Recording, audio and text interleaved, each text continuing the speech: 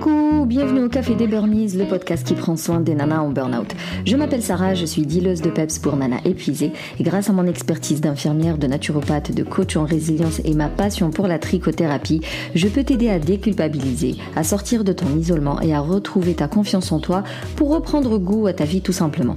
Alors chaque semaine, que ce soit en solo avec une nana inspirante, on parlera dévalorisation, échec, harcèlement, mal-être, mais aussi résilience, espoir, épanouissement, reconversion pro et bien sûr trichothérapie.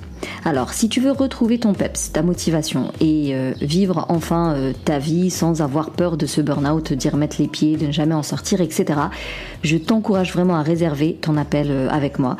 Donc il est offert, on prendra une vingtaine de minutes pour faire le point sur ta situation et voir lequel de mes accompagnements est le plus adapté pour toi et du coup voir ensemble comment tu peux réellement remonter la pente. Maintenant, détends les épaules, cohérence cardiaque et profite pleinement de cet épisode.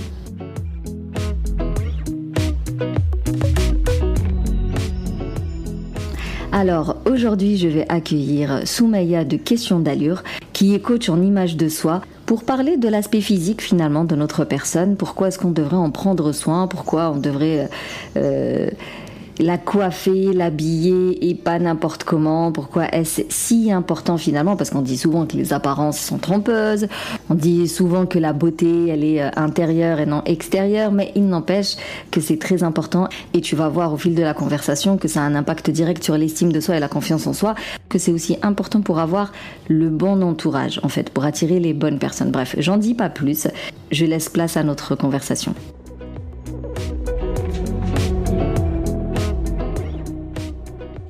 Coucou Soumaïa, comment tu vas ? Hello Sarah, écoute ça va très bien, merci pour ton invitation. Merci à toi d'avoir accepté et d'être présente aujourd'hui pour nous parler de l'image de soi et comment cultiver l'image de soi et je dirais même pourquoi prendre autant soin de son image et on parlera du coup de son rapport avec forcément la femme épuisée, la femme en burn-in ou en burn-out. Et voilà, tu nous partageras des tips pour voir qu'est-ce qu'on peut déjà mettre en place. Mais tout d'abord, raconte-nous un peu qui es-tu, qu'est-ce que tu fais, comment t'en es arrivée à ce métier. Alors, qui suis-je ? Donc Soumaïa, je suis donc coach en image depuis un petit peu plus de 5 ans maintenant. Alors c'est une reconversion pro. Avant j'étais assistante de direction pendant une quinzaine d'années. C'était pas un métier que j'avais forcément choisi, hein, c'était plus pour faire plaisir à mes parents. Et du coup, voilà, je m'épanouissais pas du tout dans ce métier-là, donc j'ai suivi une formation en parallèle pour avoir un side job en fait. Et en fait, il y a eu le confinement et patatras, voilà, j'ai tout laissé tomber. Je me suis consacrée au conseil en image parce que c'est vraiment ce qui me faisait kiffer dans la vie.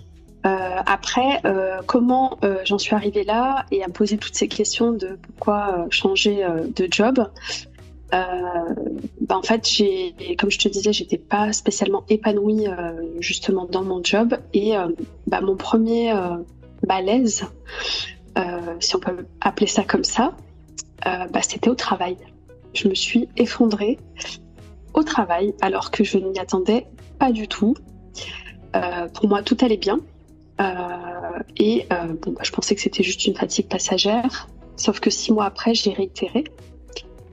Et là, par contre, pendant une semaine, j'ai pas pu me lever de mon lit.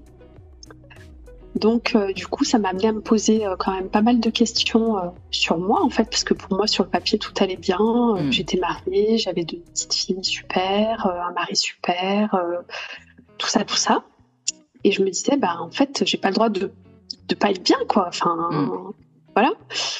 Et de fil en aiguille, en fait, je me suis rendu compte que je m'étais complètement en fait oubliée au profit de mon travail, au profit des autres, voilà. Et que j'avais pas forcément pris le temps de prendre soin de moi justement. Et du coup, j'ai commencé à m'intéresser un petit peu à ma personne, même si on nous renvoie beaucoup de choses négatives quand on fait ça, mais c'est pas grave. C'était l'ordre de mon médecin de trouver des activités rien que pour moi. Ça me paraissait très pas bizarre, mais en fait face à mon médecin j'ai eu même honte de dire que je ne faisais aucune activité. C'est-à-dire que c'était le travail, les enfants, la maison, la famille, et basta. Du coup, toi, est-ce que tu dirais que c'était une surcharge de travail qui a mené à l'effondrement ou vraiment l'ennui au travail qui a mené à l'effondrement? Pour moi, c'était clairement une surcharge de travail. Il faut savoir que moi, j'ai toujours tout fait pour du coup évoluer, on va dire, être bien perçu aussi par les autres au travail. Donc forcément, on essaie d'en faire un maximum. Sauf que ça va pas forcément dans notre sens. Et donc de là, j'ai commencé à me questionner sur des choses. En fait, le problème, c'est que je pense que j'étais dans le déni. Parce que pour moi, il y avait rien qui n'allait pas, quoi. Il y avait rien qui n'allait pas. Donc je me posais pas du tout ces questions-là, quoi. À part le fait qu'au travail, effectivement, je travaillais beaucoup, je ramenais du travail à la maison et que j'avais pas cette fameuse reconnaissance d'évolution de poste ou de salaire. Et ça me minait quand même parce que je me disais c'est pas normal quand même d'autant travailler, de pas avoir le retour en face. Oui, quand tu parlais du déni, j'allais dire c'est peut-être aussi notre définition de il y a tout qui roule, tout va bien. Est-ce que le fait d'avoir un CDI qui est bien payé, d'être marié, d'avoir des enfants, avoir sa maison, sa voiture, tu vois, c'est la définition qu'on nous a donnée de la réussite et de l'accomplissement de soi. J'ai tout ce qu'il faut. J'ai tout ce qu'il faut. Pourquoi est-ce que j'irais mal? Et en fait, c'est vrai que depuis le Covid, il y a eu une nouvelle notion. Enfin, on a redéfini le je vais bien. On a redéfini la réussite. On a redéfini l'accomplissement de soi. Est-ce que réellement avoir tout le matériel qu'il faut et puis cette structure de vie un peu standard, est-ce que c'est vraiment ça le bonheur ou pas? Ou est-ce que je peux être artiste intermittent du spectacle mais être très heureux dans ma vie? Non, je pense que le Covid, il a bousculé pas mal les standards. Oui, je te disais, effectivement, ça a pas mal bousculé les choses. Donc moi, j'avais eu cet épuisement avant, ça datait déjà de 2017. Donc du coup, je m'étais remise en question avant et j'avais entamé ma démarche pour avoir un autre job à côté, déjà en 2018. Et le Covid a fait que confirmer ce que j'avais déjà entamé en termes de démarche pour du coup changer ma vie, changer de job. Alors il n'y a pas eu que le travail, il y a eu aussi le fait de prendre soin de moi, d'avoir des activités, de me remettre au sport, de sortir aussi un petit peu avec mes copines, d'avoir des respirations, on va dire, en dehors du travail, en dehors du foyer. Sans être dans l'excès, mais c'était ça m'a complètement changé de perspective. Et il faut savoir que moi je suis passée aussi par une période où j'ai recommencé à prendre soin de moi, à faire du sport. J'ai changé ma garde-robe, je me suis coupé les cheveux. Enfin, j'ai fait plein de choses pour moi. Et du coup, j'y ai trouvé beaucoup de plaisir, beaucoup de bien-être. Et ça m'a aidé en fait à me sentir mieux. Du coup, tu te lances dans la formation et après, ça confirme un peu, du moins un peu comment ça s'est passé. Est-ce que... pour moi, c'était une grande aventure de partir. Alors, j'étais en formation à Lyon alors que moi, je suis du côté de Nice. Donc, je suis partie à Lyon. J'ai ma famille là-bas, j'ai ma mère. Donc, en mode célibataire. Trop bien. J'ai vécu ma best life pendant 3 mois. Je revenais, bien sûr. Tous les 15 jours, je revenais ici. Et du coup, mon mari, il a été hyper soutenant, ma belle famille aussi. Donc, du coup, ça a été une super expérience. Alors qu'avant, en fait, je m'en faisais toute une montagne. Je me disais, non, c'est pas possible, c'est trop compliqué, ceci, cela. En fait, quand on est décidé à faire quelque chose, on trouve tous les moyens pour le faire. Et pourtant, c'était pas facile. Sur le papier, c'était même très compliqué. Mais on a trouvé les solutions et j'ai réussi à faire ma formation. Donc, et ça m'a révélée en fait parce que du coup, moi j'en ai profité aussi pour travailler sur mon propre style vestimentaire, sur ma façon de me présenter, tout ça. Et ça m'a donné vraiment encore plus confiance en moi. Et tu nous dirais quoi? Quels sont les bénéfices alors? Alors, les bénéfices de prendre soin de son image, déjà, on n'est pas du tout dans le même état d'esprit. On est plutôt dans la valorisation plutôt que dans la dévalorisation, parce que le fait de s'habiller, de se coiffer, de se maquiller, etc., ça change vraiment du coup notre énergie. C'est ce que je dis tout le temps, entre le moment où on rentre dans sa salle de bain le matin et le moment où on en sort, on n'est pas pareil. On se sent beaucoup mieux quand on a pris soin de soi. Ne serait-ce que, alors on n'est pas obligé de se maquiller, etc., mais ne serait-ce que se laver, passer une crème sur le corps, c'est prendre soin de soi. Et se prendre soin de soi, en fait, c'est se donner en fait de la valeur. Et en contre-exemple, ce que je peux donner, c'est que justement quand ça va pas, ce qu'on a tendance à faire ou à ne plus faire, c'est justement la première chose qui prend, en général, c'est le physique. On s'habille plus, on se néglige, on se maquille plus. Alors le maquillage, c'est selon les personnes, on peut aimer, pas aimer, donc ça c'est encore aléatoire. Mais les cheveux, par exemple, au premier coup d'œil. Je crois que j'avais passé 3 ou 4 ans où j'avais pas mis les pieds chez un coiffeur. Où tu sais tellement que j'avais pas le temps et que c'était jamais une priorité et que c'était pas important et que les autres choses et les autres personnes sont plus importantes et tout ça, je me coupais les cheveux moi-même dans la salle de bain en mode tu sais quand tu remets tout devant là oui, en mode dégradé à la sauvage. Alors que ça aurait coûté quoi? Ça m'aurait pas coûté tant que ça en réalité d'aller chez le coiffeur. C'est pas non plus 3 jours, tu vois. Ça m'aurait pris peut-être 2-3 heures maximum entre l'aller-retour, la planification, blablabla. Mais n'empêche, non. Je l'ai pas fait pendant, je te dis, un bon 4 ans, quoi. Et on rentre dans un cercle vicieux, en fait, parce qu'on se dit, de toute façon, à quoi bon? Je ressemble à rien. Et on se dévalorise, en fait. Et pas se donner cet espace-là ou ce temps-là, en fait, c'est faire baisser son estime, c'est faire baisser sa confiance. Et ça va très vite dans un sens comme dans l'autre. Ça, c'est vrai. Et juste insister sur un truc, tu sais, il y en a qui vont te dire, mais non, moi je dis pas que je vaux pas la peine ou que je suis pas importante, mais c'est vraiment inconscient. Si prendre le téléphone, appeler le salon de coiffure à côté, réserver un créneau, y aller, revenir, n'a pas d'importance dans le sens où c'est pas assez sérieux, voilà. C'est pas sérieux, ça vaut pas la peine, c'est pas important, j'ai autre chose à faire. Inconsciemment, on dit à notre cerveau que mes cheveux et à quoi je ressemble n'est pas important. Donc même si je me le dis pas en vrai, n'empêche que l'inconscient, lui, il l'intègre, il l'automatise et ensuite, on prend toutes nos décisions en fonction d'eux. Je voulais juste insister sur, c'est pas parce qu'on se le dit pas dans le miroir qu'on le pense pas. Alors, je suis tout à fait d'accord. En fait, le cerveau croit ce qu'il voit. Donc, si tu lui montres que tu t'en fiches, que tu fais pas les choses pour toi, il va t'entraîner dans ça. Il va te laisser dans ça. Tu vas t'auto-convaincre que en fait, ça sert à rien. Et tu vas trouver toutes les meilleures excuses. J'ai pas le temps, j'ai les enfants, j'ai pas le budget.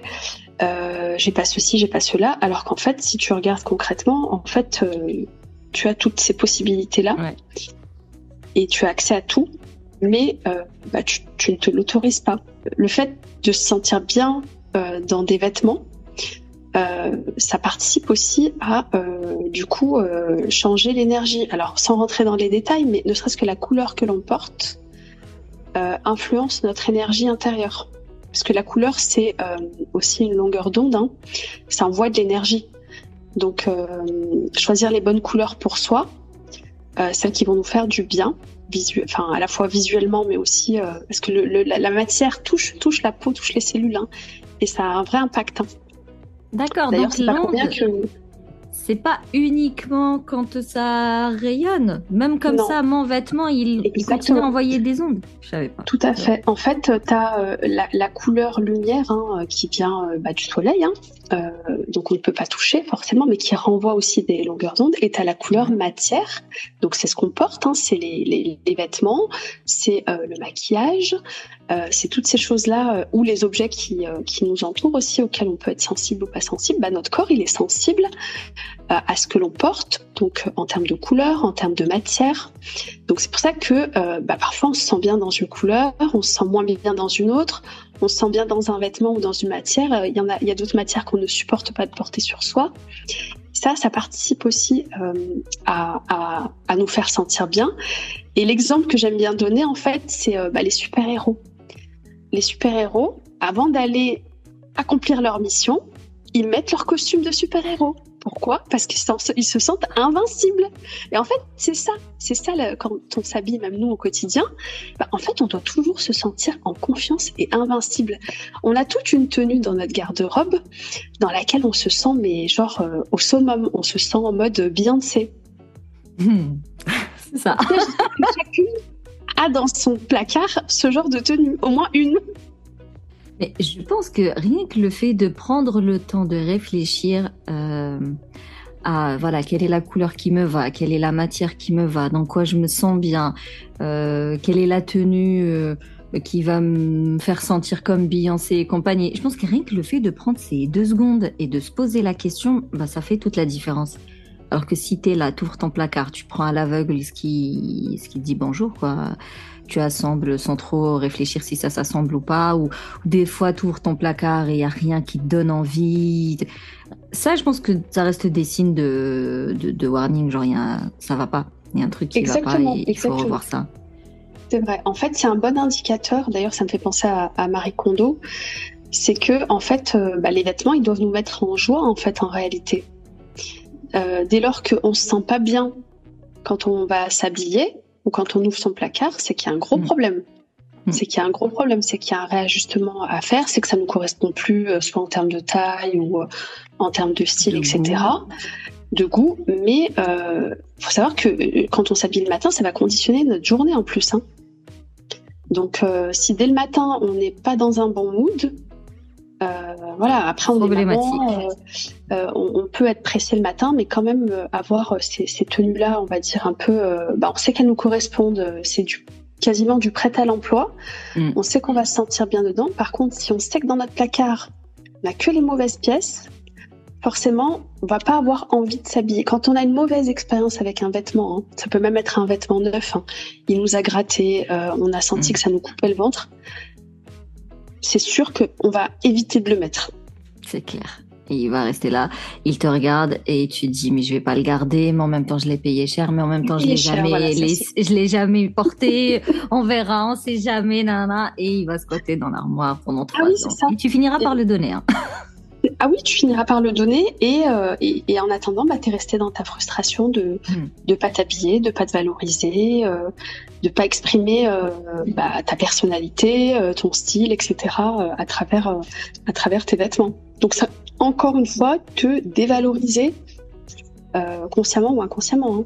Et est-ce que tu as, je sais pas, lors de tes accompagnements, est-ce que tu peux nous en prendre un qui t'a marqué dans le sens où tu as vu l'évolution, un changement de comportement, un changement d'être chez la personne parce que elle avait changé sa manière de s'habiller, de se maquiller, de se coiffer, tout ça?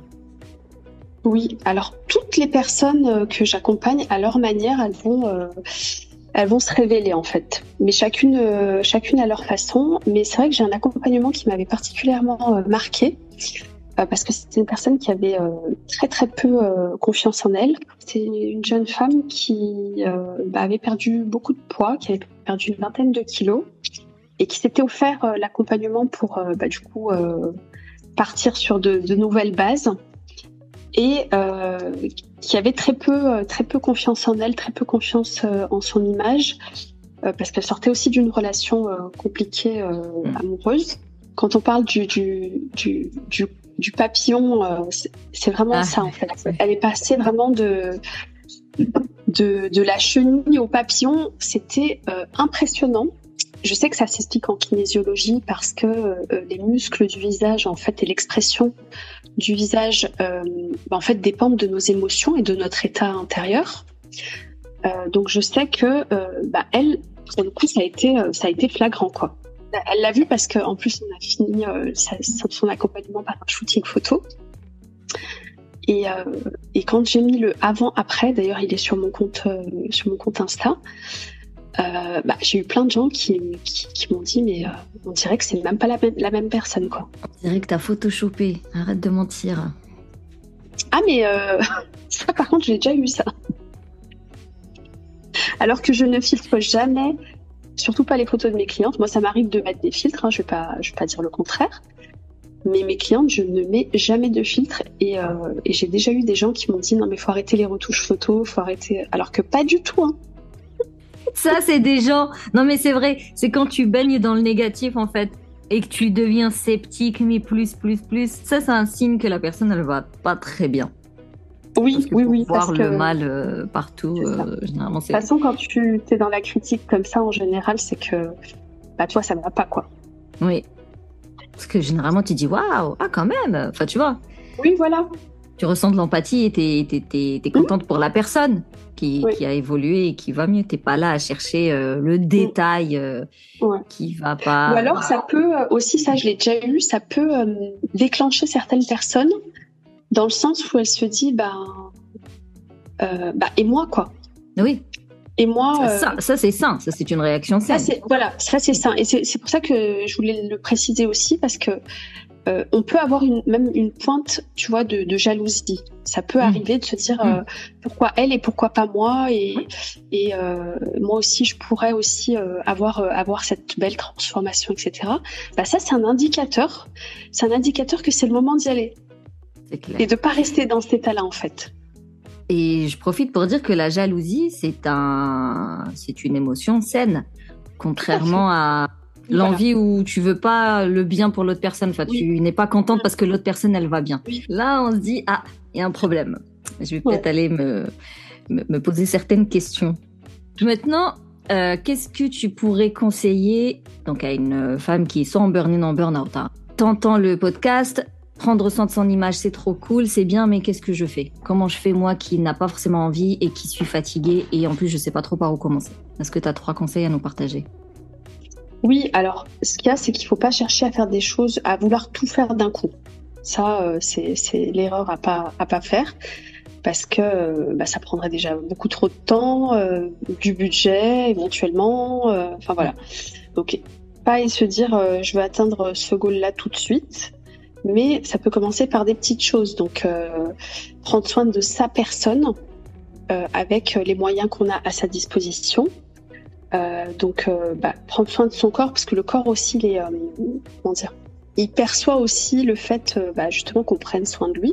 C'est pas pour rien qu'on se sent bien quand on fait un massage ou quand on fait du sport ou quand on se met une crème ou même du parfum. Donc, rien que ça déjà. Et mettre en place, par exemple, une petite routine. Alors moi, j'aime bien parler du visage parce que le visage, c'est aussi le miroir des émotions.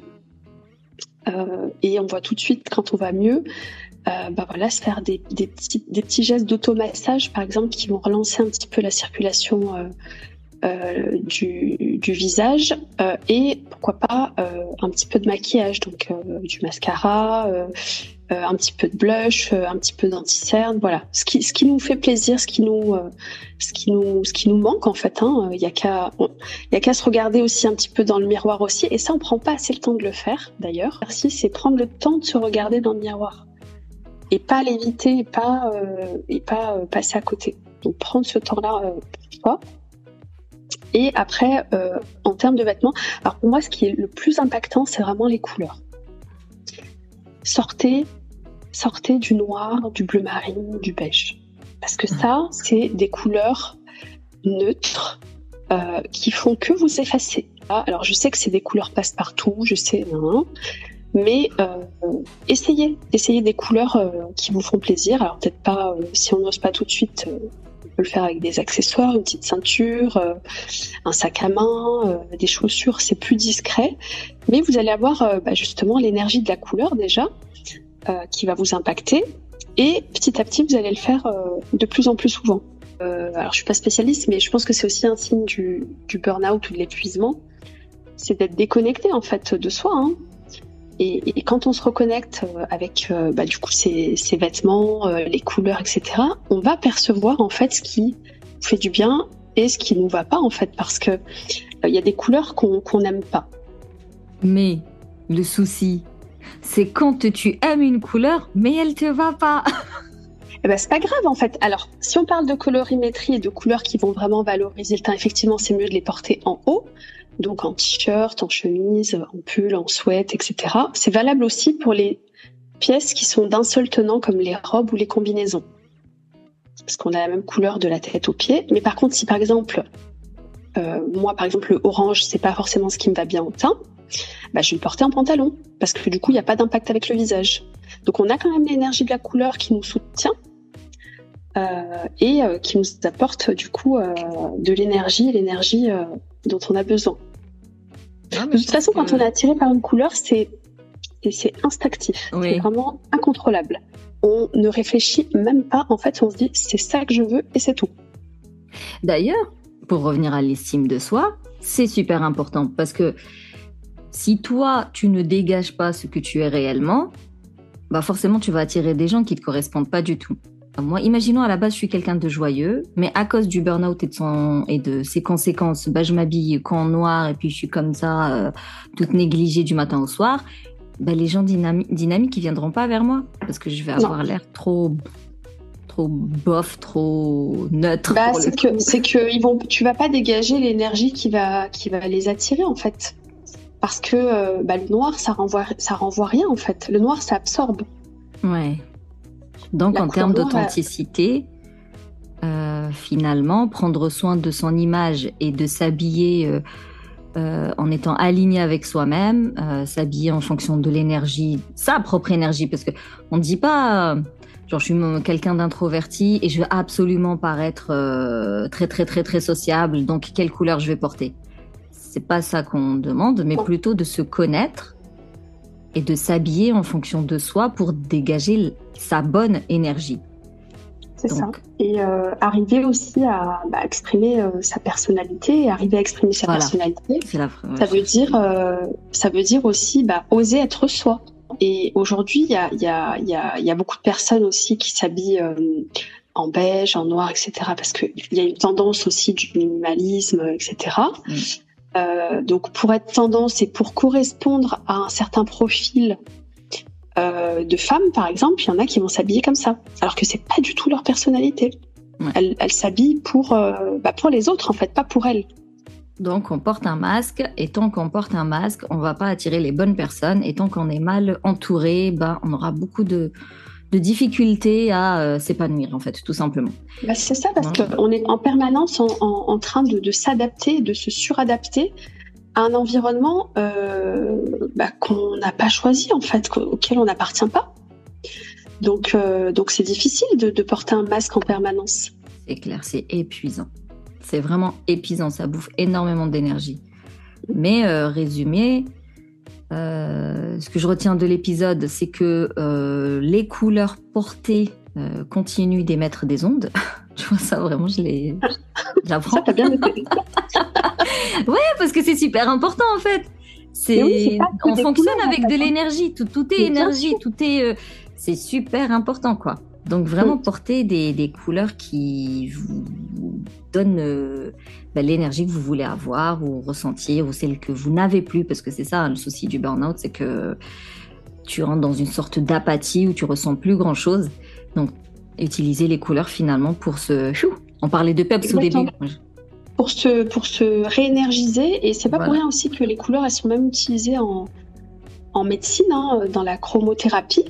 Il y a la lumière rouge, il y a la lumière bleue, donc selon le type du coup de pathologie, on va soigner aussi avec la lumière. Donc c'est loin d'être anodin. Et d'ailleurs moi j'ai fait une formation pour approfondir justement sur la couleur il y a pas très très longtemps, sur la psychologie des couleurs. Et maintenant, dans mes accompagnements, je propose aussi de faire ce qu'on appelle une chromoguidance, au-delà de la colorimétrie, au-delà de ce qui nous va bien au teint. On va aller chercher en fait les couleurs qui nous font du bien par rapport à notre passé, par rapport à notre histoire, parfois par rapport à nos traumas même. Oui. Voilà, c'est un sujet en tout cas qui est passionnant. Ah non, mais ça répond à plusieurs questions en fait. C'est ça. Quand on dit oui, mais pourquoi est-ce que m'habiller changerait quoi que ce soit dans ma journée? Bah, c'est les ondes que tu reçois au final. C'est ça. Et si je rajoute à ça que si toi tu ressens cette énergie, bah, que le gars en face il ressent cette énergie-là, donc si tu ne portes pas des vêtements qui dégagent ta vraie personnalité, tu vas forcément attirer des gens qui n'ont absolument rien à voir avec ta personnalité. Et donc, ben, c'est un environnement. Parce qu'en fait, j'insiste beaucoup sur l'environnement. Quand on veut sortir du burn-out, il faut absolument être bien accompagné et être bien entouré des bonnes personnes. Et si j'attire les mauvaises personnes parce que je suis habillée de telle manière tous les jours, bah finalement, je pourrais trier mon environnement si jamais je commençais à dégager réellement ma personnalité via mes vêtements et les couleurs que je porte. C'est ça. Donc, moi, ce que je voudrais dire par rapport à ça, et c'est super intéressant, c'est que faut pas s'habiller pour les autres ou pour faire plaisir aux autres ou pour appartenir à une certaine catégorie sociale, etc. Parce qu'effectivement, on va s'attirer les mauvaises personnes, d'accord ? On va pas pour les bonnes raisons en plus, et ça contribue à nous enfoncer en fait au final et à continuer à pas oser être nous, alors que si effectivement on exprime son identité à travers son style vestimentaire, là bah, ça va faire le tri tout seul en fait, et c'est ok, on peut pas plaire à tout le monde, hein. Ça, faut arrêter avec ça parce que franchement, il y aura toujours quelqu'un qui va pas aimer ceci ou cela. Et c'est ok parce que nous aussi, hein, on a des choses qui nous plaisent pas chez les gens. Il n'y a pas de problème en fait avec ça. On a le droit, on a des goûts différents, on peut aimer une façon de s'habiller, pas une autre façon. Et c'est mieux justement de se présenter justement sous notre vraie nature. Faut pas avoir peur de ça, faut pas avoir peur d'oser être soi, parce qu'au final, on va attirer que des belles personnes autour de nous.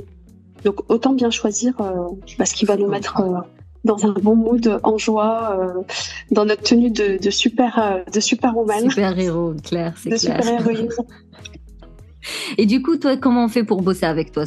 Alors, moi, ma spécialité, effectivement, c'est les professionnels. Par contre, j'accompagne des particuliers aussi. D'ailleurs, je vais réouvrir un accompagnement de groupe pour les particuliers d'ici normalement fin mai. Donc, c'est des petits groupes de 4 à 6 personnes. Et on peut aussi travailler avec moi en individuel si les personnes le souhaitent. Voilà, donc toutes les infos, moi, vous pouvez les trouver sur mon compte Instagram ou sur mon site internet questiondallure.com. Et pour terminer donc l'épisode, qu'est-ce que tu dirais à une femme qui est en épuisement et qui souhaite s'en sortir? Qu'est-ce que tu pourrais lui dire pour l'encourager, tu vois, pour la motiver?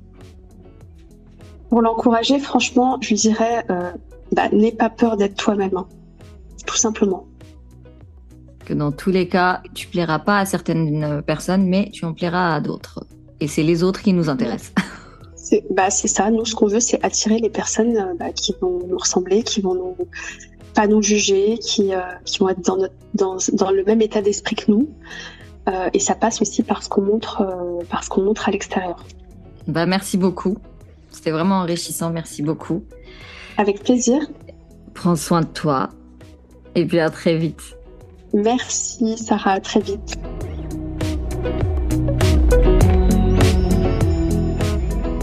Voilà, j'espère que on t'a convaincu à prendre quelques minutes pour te poser des questions sur les habits que tu mets, sur la manière de te présenter, de te coiffer, pourquoi pas de te maquiller, et sur les petites choses que tu peux déjà mettre en place pour dynamiser finalement ta personne via des accessoires, du parfum, du vernis, je sais pas, à chacune son délire, mais en tout cas que tu prennes quand même du temps pour t'occuper de cet aspect extérieur, donc de cet aspect vraiment physique. Et là pour le coup on parle pas de sport, d'avoir la belle taille, c'est pas du tout question d'être mannequin ou je sais pas quoi, mais donner du temps à tes cheveux, à tes yeux, à ta peau, vraiment à l'aspect que tu peux renvoyer, parce que autant c'est important pour toi, comme le disait, avoir cette tenue qui te fait sentir comme Beyoncé, autant c'est important pour attirer les bonnes personnes qui ont des énergies qui sont compatibles avec la tienne, et ainsi avoir cet environnement sur lequel j'insiste dans chaque épisode, parce que nous en avons besoin, tout simplement, pour avoir la bonne énergie au quotidien et aller au bout de nos objectifs, sortir du burn-out, ne plus y remettre les pieds, mais aussi concrétiser les projets qui nous tiennent le plus à cœur.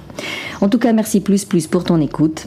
Dans le descriptif, tu trouveras les liens pour retrouver Soumaya et peut-être discuter avec elle et lui poser des questions sur son sujet. Sinon, tu peux soutenir le Café des Burnies, tu peux me laisser un avis, me mettre 5 étoiles sur la plateforme de Apple Podcast, tu peux le partager tout autour de toi. On ne sait jamais le bien qu'il peut apporter à celui qui l'écoute.